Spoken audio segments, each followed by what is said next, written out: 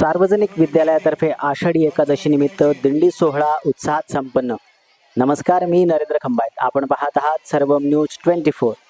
आषाढी एकादशीचे औचित्य साधून येथील सार्वजनिक प्राथमिक व माध्यमिक विद्यालयातर्फे शहरातून दिंडी सोहळ्याचे आयोजन विद्यालयाचे मुख्याध्यापक अशोक कदम यांच्या मार्गदर्शनाखाली करण्यात आले।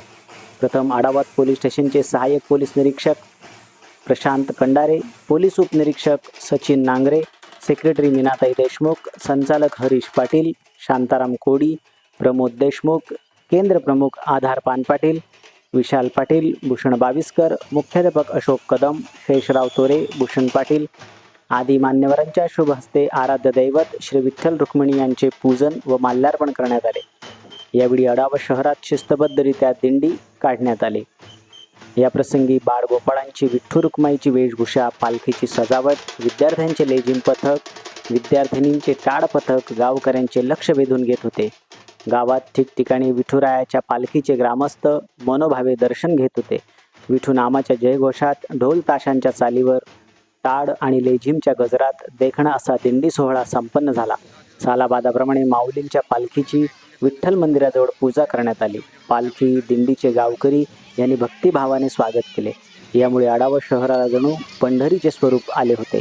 चला तर पाहूया या दिंडी सोहळ्याची काही दृश्ये। पाहत रहा सर्वम न्यूज 24।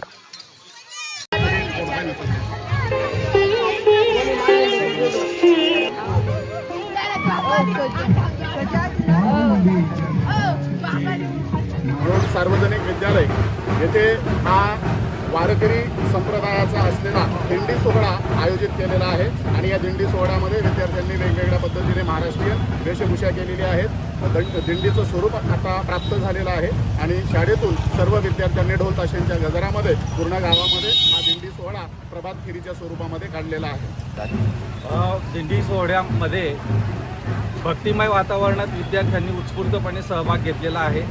दिंडीचं खास वैशिष्ट्य म्हणजे शिस्त, स्वच्छता आणि ही पाळत देवाचं नामस्मरण करत आमचे विद्यार्थी या ठिकाणी सहभागी झालेले आहेत।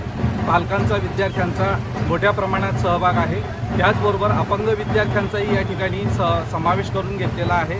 अत्यंत भक्तिमय वातावरणामध्ये संस्थेचे संचालक मंडळ असतील, सर्व शिक्षक शिक्षकेतर कर्मचारी असतील, पूर्वतयारी छान पद्धतीने केलेली आहे आणि आढावत गावामध्ये आमच्या सार्वजनिक विद्यालयाच्या माध्यमातून, सार्वजनिक खाजगी प्राथमिक विद्यालयाच्या माध्यमातून, त्याच्यानंतर कैलासवासी आरजी देशमुख नर्सरीच्या माध्यमातून अतिशय पंढरपूरचं वातावरण आपल्या या आढावत नगरीमध्ये निर्माण झालेलं आहे। साक्षात विठोबा या ठिकाणी अवतरले आहेत की काय अशी आपल्याला कल्पना यावी अशा पद्धतीचं सुंदर वातावरण या ठिकाणी निर्माण झालेलं आहे।